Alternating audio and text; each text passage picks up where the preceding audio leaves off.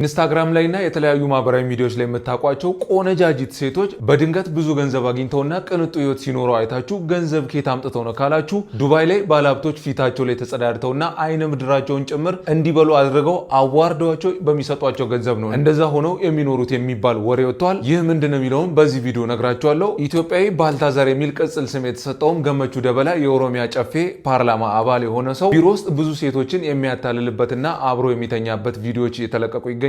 መረጃውን በዚህ ሳምንት ተለቋል። ምንድነው የሚለውንም በዚህ ቪዲዮ ነግራችኋለሁ። ኬንያና ጋና ውስጥም እንደዚሁ አንድ ሩሲያዊ ወንድ 5 ቃላትን ብቻ ተጠቅሞ ሴቶችን በአንድ ቀን አልጋው ክፍል ወስዶ የሚተኛበት ጉድም ወጥቷል። ይህ ምንድነው የሚለውንም ደግሞ ከዚህ ቪዲዮ ታገኛላችሁ። ሰላም ውድ የአሞና ቲዩብ ተከታታዮቻችን፣ ጠቃሚ መልእክቶችንና ሰበር መረጃዎችን አስገራሚ በሳምንት ውስጥ የተከሰቱ አበይት ጉዳዮችንም መስማት ከፈለጋችሁ ትክክለኛ ቦታ ነው የመጣችሁት። ስለዚህ ይህን ቪዲዮ ላይክ እና ሼር በማድረግ ጀምሩ። አሞና ቲዩብንም ሰብስክራይብ አድርጉት። ወደ መጀመሪያ ሀሳባችን ስንገባ ኢትዮጵያዊ ባልታዛር የተባለለት ሰው ገመቹ ደበላ የጨፌ ኦሮሚያ ፓርላማ አባል ጉድ ተሰምቷል በዚህ ሳምንት።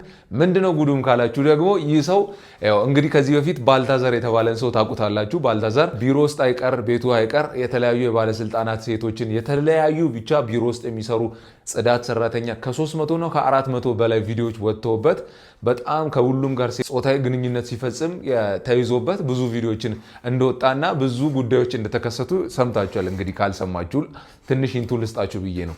እናም ይህ ሰው በጣም ብዙ ሴቶች ጋር ጭራሽ ከፕሬዚዳንት ልጅ ጋር ከፕሬዚዳንት ሚስት ጋር ሁላ የተኛበት ቪዲዮዎች ራሱ ቀርጾ ወጥቶ ነበርና አጋጣሚ ወንጀል ሰርቶ በሌላ ጉዳይ ላፕቶፑ ሲመረመር ነበረ ይሄ ኬዝ የወጣውና በጣም በቃ ዓለም ላይ መነጋገሪያ ሆኖ ነበረ። አሁን ደግሞ ኢትዮጵያ ውስጥ ባልታዛርን ያስቀናል የሚባል ሰው ደግሞ ተገኝቷል። ማን ነው ካላችሁ የጨፌ ኦሮሚያ አባል ወይም ደግሞ የኦሮሚያ ፓርላማ አባል የሆነው ሰው ገመቹ ደበላ የተባለም ሰው ደግሞ እንደዚህ አይነት ቪዲዮዎች እየወጡበት ይገኛሉ። እንደ ማስረጃ አንድ ቪዲዮ ተለቆ ነበርና እሱን ቪዲዮ አታች አደርግላችኋለሁ ታዩታላችሁ። በጣም ልጅቷ ጀስት ራቁቱን ሆኖ ከወጣት ሴት ጋር ሆኖ ሲሳሳምና ወሲብ ሊፈጽም ሲዘጋጃጅ የሚያሳይ ቪዲዮ ነው የተለቀቀውና ራሱ ነው ደግሞ ሪከርድ ያደረገው ቪዲዮንም። በዚህ ጉዳይ ደግሞ ሌላም በጣም ብዙ ቪዲዮዎች ወጥተው ነበረ። እሱ ላይ እንዲህ ከብዙ ሴቶች ጋር በቃ ከተለያዩ አይነት ሴቶች ጋር ሲተኛ ያለበት ቪዲዮ ወጥቷል። ይህ ሰው ደግሞ ባለትዳር የልጆች አባት፣ መንፈሳዊ ህይወቱም ደግሞ በመዝሙሩላ የቲክቶክ ቪዲዮ ሰርቶ ለቆ ነበርና አንዳንዴ ምን ይባላል እሺ ያው እና እዚህ ፖዚሽን ላይ ያለ ትልቅ ሰው ነው። በጣም የተከበረ ፓርላማ ውስጥ አስቡ ህዝብን ወክሎ ነው የገባውና ይህ ሰው ግን ደግሞ እንዲህ አይነት ድርጊቶችን ሲፈጽም እያስፈራራ ሴቶችን የተለያዩ አይነት ነገሮችን እያደረገ እንዲህ አይነት ነገር ውስጥ እየከተተ ነበረ። እንግዲህ ቪዲዮ ወጥቶበት ደግሞ አሁን በጨፌ ኦሮሚያ ባለፈው ይኸው ፓርላማ ፕሬዚዳንቷ ኦልሬዲ ፓርላማ ውስጥ ራሱ ምን እንዳደረገ ለመናገር በሚቀፍ ሁኔታ ብቻ ለመናገር በሚቀፍ ሁኔታ ምክንያት የዚህ ሰው ያለመከሰስ መብት እንዲነሳ ተወስኗል ተብሎ ተነግሯልና በግልጽ አልተነገረም ነበረ። ህዝቡ ግን የተለያዩ አይነት ቪዲዮዎችን አውጥቶ እንዲህ አይነት ነገሮችን ሲያወራ ነበርና ኢትዮጵያዊ ባልታዛር ተብሏል። እንግዲህ አሁን ጠፍቶ እየተፈለገ ነው ያለው። እስካሁን ድረስ አልተያዘም። ይህ ሰው ምን ይሁን ወደ መጨረሻው ምን ይሆናል የሚለውንም ደግሞ ተከታትዬ በሌላ ቪዲዮ አሳውቃችኋለሁ። ብቻ ገመቹ ደበላ ኢትዮጵያዊ ባልታዛር ተብሎ በዚህ ሳምንት ተሰይሞ መነጋገሪያ ነበር። በሁለተኛ ደረጃ ደግሞ መነጋገሪያ ከነበሩ ጉዳዮች መካከል ከኢትዮጵያ ወጣ ብሎ ኬንያና ጋና ላይ እዚህ አፍሪካ ሀገራት ላይ አንድ አስገራሚ ጉዳይ ተሰማ።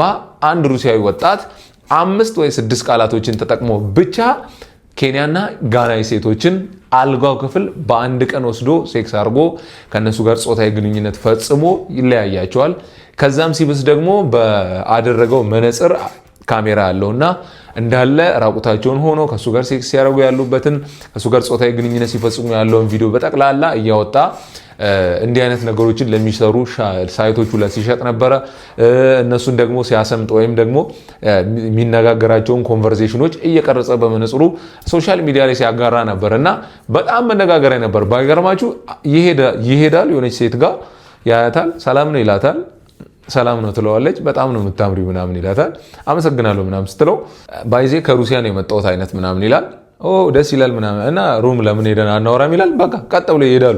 ጭራሽ ባለትዳር ሆነው ልጅ እያላቸው ብቻ ብዙ መንፈሳዊ ቤተክርስቲያን ውስጥ ሁላ ገብቶ እንደዛ አድርጓል። ያልሄደበት ፖሊስ ስቴሽን በቃ እንደዛ ብሎ ያላሰመጠው የሴት አይነት የለም። ብቻ ከተለያየ በቃ በወጣበት ቦታ ቤተክርስቲያን ውስጥ ብያቸዋለሁ፣ ፖሊስ ጣቢያ ውስጥ፣ ሱፐርማርኬት ውስጥ በጠቅላላ ሄዶ በቃ የሄደበት በጠቅላላ ሴቶቹን ትንሽ ነገር ነው የሚያወራቸው። ቀጥ ብለው እሱ ያለበት ቦታ ይመጣሉ፣ ስልክ ይሰጡታል፣ በቃ ያለበት ይመጣሉ። ቪዲዮን አታች ያደርግላቸዋል፣ ተመልከቱ። የምርም እሱ እንዴት እንደሚያወራቸው እና በጣም ብቻ አስገራሚ ነገሮች ሲከሰቱ ነበረ። በጣም መነጋገሪያ ሆኗል። ሴቶቹ እንዲህ ለምን አደረጉ? ኬንያና ጋና ውስጥ አፍሪካ ውስጥ ርካሽ ናቸው እንደ ይባላል እና አስብሏል በዚህ ሳምንትም የተከሰተው ነገር። ምክንያቱም እንዴት ሰው ፕራውድ የለውም? ይሄ አይኮራም? እውነት እኛ ሀገር እኮ በጣም ሴቶቻችን አስገራሚ ናቸው። የምርም እኮ አንድን ሴት እኮ አልጋ ድረስ ለመውሰድ እኮ ብዙ ወንድ እኮ ሊለፋ ይችላል፣ ብዙ ነገሮችን ሊያደርግ ይችላል።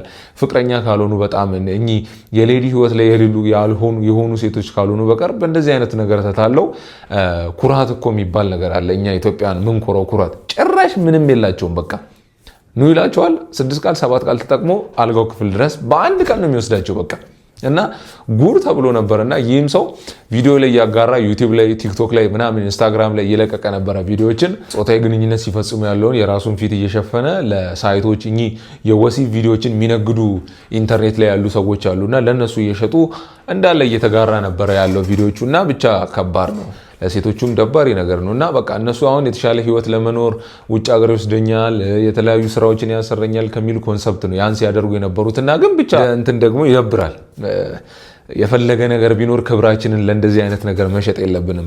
የምር ራሳችንን መጠበቅ አለብን። ለገንዘብ ብለን ራሳችንን አሳልፈን መስጠት የለብንም። አሁን እሱ ደግሞ ሀገሩ ሩሲያ ሄዷል ተብሎ ተነግሯል። የጋናም የሩሲያ መንግስት ያው እከሰዋለሁ ከሰው ፍርድ ማዘዣ እንዲያዝ ተደርጓል። ግን ያው እሱ ከሀገር ስለወጣ ምንም ማድረግ አይቻልም። ብቻ በኤምባሲ አማካኝነት እየተነጋገሩ እንደሆነም ተነግሯል። ስለዚህ ያው መጨረሻው ሌላ ነገር ከተከሰተ ደግሞ ምንድነው የተከሰተው የሚለውን በሌላ ቪዲዮ የዚህንም ሐሳብ አቀርብላችኋለሁ። ወደ ሶስተኛው ጉዳይ ስንገባ ደግሞ ዱባይ ፖርቲ ፓቲ ተብሎ በሚጠራ ቦታ ላይ ደግሞ አስገራሚ ጉዳዮች ተሰምተዋል። ሰው ለገንዘብ ብሎ የሚያደርጋቸው ነገሮች በጣም ከልክ እያለፉ ይገኛሉ። አሁንም ከዚህ ጋር በተያያዘ ሁኔታ ነው ማወራላችሁ። ፖርቲ ፓቲ በተባለ ቦታ ውስጥ ምንድነው የሚከሰተው ካላችሁ ኢንስታግራም ላይ የተለያዩ ሶሻል ሚዲያዎች ላይ የሚታዩ ቆነጃጅት ሴቶች ድንገት ዱባይ ይሄዱና ከዛ በኋላ ይመጣሉ ድንገት እና በአንድ አመት ባልሞላ ጊዜ ውስጥ 3 ወር 4 ወር ጊዜ ውስጥ በቃ ሌክዠሪ ኑሮ ሲኖሩ ነው የምናያቸው። በጣም የሚጠቀሙት ሜካፕ በጣም ውድ ነው። ቦርሳ የሚያረጉት ውድ ነው። ጸጉራቸው፣ ሂውማኔራቸው የተለያዩ የሚለብሱ የሚውሉበት ቦታ በጣም ፋንሲ ነው። ምንድነው ጉዳዩ? ከየት አምጥተው ነው እንደዚህ ብላችሁ ልትጨነቁ? አንዳንዴ የራሳችሁን ህይወት አይታችሁ እኔ ሰው እንደዚህ የሆነ እኔ እንዴት ልትሉ ትችላላችሁ። በእውነት አትጸጸቱ። በእውነት አትጸጸቱ። ለምን እንዳልኳችሁ ታውቃላችሁ? እኚህ ሰዎች ዱባይ ሄደው ምን እንደሚያደርጉ ልንገራችሁ። የመጀመሪያው የሚደረገው በእንደዚህ አይነት ቦታዎች ላይ ወይ የግል ጀልባ አለ ወይ ሚስጥራዊ ቦታዎች ላይ ነው እኚህ የሚደረጉት። እኚህ የሚያደርጉት ምንድነው? እኚህ ቆነጃጅት ሴቶች ይገቡና እኚህ ባለሀብቶች ሚሊዮነሮች የሚባሉ ሰዎች እኚህ ሴቶች ፊታቸው ላይ አስቡ፣ ፊታቸው ላይ በምስል ለማስገባት እሞክራለሁ፣ ይጸዳዳሉ ፊታቸው ላይ አስቡ። ሰገራቸውን ወይም ደግሞ ይሄ ውጋጅ ቆሻሻቸውን ፊታቸው ላይ ነው የሚጸዳዱት። አስቡት በጣም ምን ያህል እንደሚቀፍም። በጣም ነው የሚቀፈው። ፊታቸው ላይ ይጸዳዳሉ። እንዲበሉ ሁላ ነው የሚያደርጓቸው። እንዲበሉ አስቡት። ሰው ለገንዘብ ብሎ የሰውን አይነ ምድር ሲበላ አስቡት። በጣም ነው የሚያስጠላው። የምርም በጣም ይደብራል። ሰርቼ እለወጣለሁ ካለበለዚያ በድህነት ሞታለሁ እንጂ ክብሬን እኮ አሳልፌ አልሰጥም ምን ህዝቦች ነን። እና ይሄ በሚደረግበት ግን ዓለም ላይ ያሉ ሰዎች በጠቅላላ ለገንዘብ ያላቸው አመለካከት እየተቀየረ ነው። ሰይጣንም አእምሯቸውን ይዟቸው እንዲህ ያደርጋል። እና እኚህ ሰዎች ግን እኚህ ባለሀብቶች ለምን እንዲያደርጋሉ ካላችሁ አንደኛ ያደርጋሉ ተብሎ ከሚታሰቡ ነገሮች መካከል በገንዘባቸው የትኛውንም አይነት ነገር ማድረግ እንደሚችሉ፣ ሰውን ማዋረድ እንደሚችሉ፣ እነሱ ደግሞ የበላይ መሆናቸውን ለማሳየትና ራሳቸውን ለማርካት ነው ተብሎ ነው የሚታሰበው። በሁለተኛ ደረጃ ግን ከመንፈስ ዓለም ጋር ይገናኛል ተብሎ ይታሰባል ወይም ይወራል። ምን ያገናኘዋል ካላችሁ ሰውን በማዋረድ እግዚአብሔር በአምሳሉ የፈጠረውን ሰው በማዋረድና ዝቅ በማድረግ እኚህ ባለሀብቶች ደግሞ ተብሎ የሚታሰቡ ሰዎች መንፈሳቸው እንደገና ይታደሳል፣ ሪስቶር ይደረጋል ተብሎ ይታሰባል። እንደዚህ በማድረግ ማለት ነው እና ከመንፈሳዊ ጥልቁ አሰራር ጋር ይገናኛል ተብሎ የሚታሰብ ነገር ነውና ለምንድነው ታዲያ እኚህ ሴቶች ደግሞ እንደዚህ የሚያደርጉት ካላችሁ እንዲያርገው ከወጡ በኋላ ይከፈላቸዋል ተብሎ የሚገመተው እስከ 30,000 የአሜሪካን ዶላር ነው።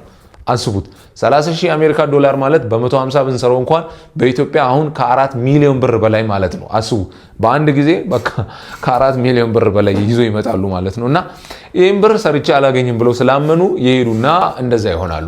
ከዛ በኋላ የራሳቸውን ህይወት ሊኖሩ ይሞክራሉ። ግን በጣም ይሄ ክብረ ነክ ሰውን እግዚአብሔር በአምሳሉ የፈጠረን ሰው ማንቋሸሽ፣ መናቅ ይሄ ከጥልቁ ዓለም ጋር የሚገናኝ ነው እንጂ ዝም ብሎ ሀብታም ነኝ ሰውን እንደፈለግኩ አደርጋለሁ ብሎ ለማናናቅ ብቻ የሚመጣ ነገር አይደለም እና በጣም በዱባይ ውስጥ የሚከሰቱ ነገሮች ናቸው እና አሁን እኛ ሀገርም ደግሞ እየተለመዱ መጥተዋል። እንዲህ አይነት ሰዎችን እያየን ነው። ድንገት ድሃ የነበሩ በቃ ምናቃት ኖርማል ነገር ምናምን ስትደረግ ምታቃት ቆንጆ ሁና ትታይ እንጂ ደግሞ ላይፏ ኖርማል የሚባል ሴት ድንገት ዱባይ ትሄድና ስትመጣ ሌላ ሴት ሆና የምትጠቀማቸው ነገሮች ውድ፣ የምትነዳቸው መኪናዎች ውድ ምናምን ሆኖ ካያችሁ በእንደዚህ አይነት ጉዳይ እየመጣ ነው ተብሎ እየተገመተ ነው እና የኛ ሀገር ሴቶችም ደግሞ እንዲያረጋሉ እየተባለ ነው። ብቻ በሶሻል ሚዲያ ላይ ቆንጆ የሚባሉ ሴቶች እንደዛ እየተደረጉ ነው። ቪዲዮችን አታች ስለማድረግላችሁ ተከታተሏቸው እና በጣም የሰው ልጅ ለገንዘብ ብሎ ራሱን እያዋረደ ክብሩን እየጣለ ያለበት ጊዜ ላይ ነው ያለነው የደረስንበት እና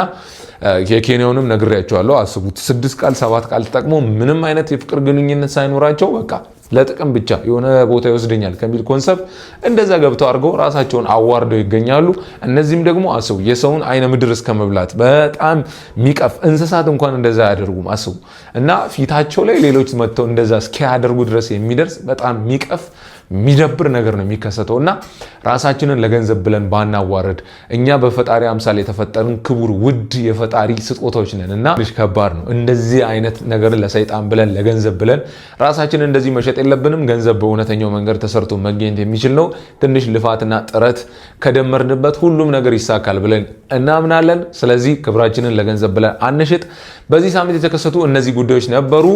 በቀጣይ ጊዜ እስክንገናኝ ድረስ በደህና ቆዩልኝ። በዚህ ቪዲዮ ምን ተሰማችሁ? ሐሳብ አስተያየቶቻችሁን ኮሜንት ላይ ጻፉልኝ። በቀጣይ ጊዜ እስክንገናኝ ድረስ በደህና ቆዩልኝ። በብልሃት እንኑር።